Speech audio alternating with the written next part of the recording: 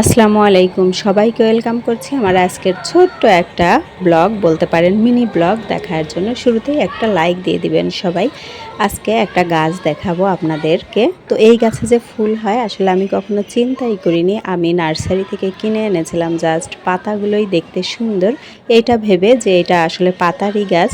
আর এই যে এই গাছেও যে একটা ফুল হয়েছে এটা দেখেও আমি অবাক হয়েছি। হয়তো এর আগে আমি দেখেছিলাম বাট মনে নাই। তো এই গাছে একদিন হঠাৎ করে এসে দেখি বারান্দায় এরকম ফুল হয়েছে। আসলে ফুল হওয়ার জন্য যে ডাঁটাটা হয়েছে এটাও আমি কখনো খেয়ালই করিনি।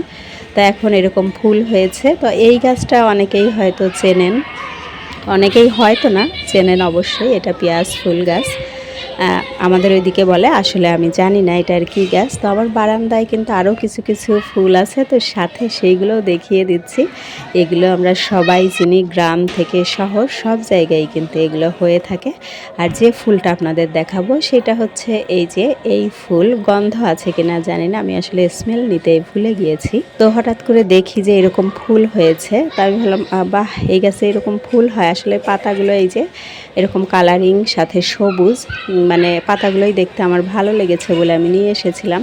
এখন দেখছি এরকম ফুল হয়েছে, দেখতে কিন্তু বেশ সুন্দর। এই যে সবুজের মধ্যে জাম নাকি মেরুন বলে, এটা কি কালার সঠিক বলতে পারছি না।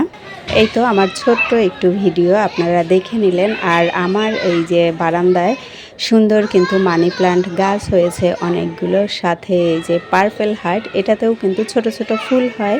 আজকের মতো আল্লাহ হাফেজ।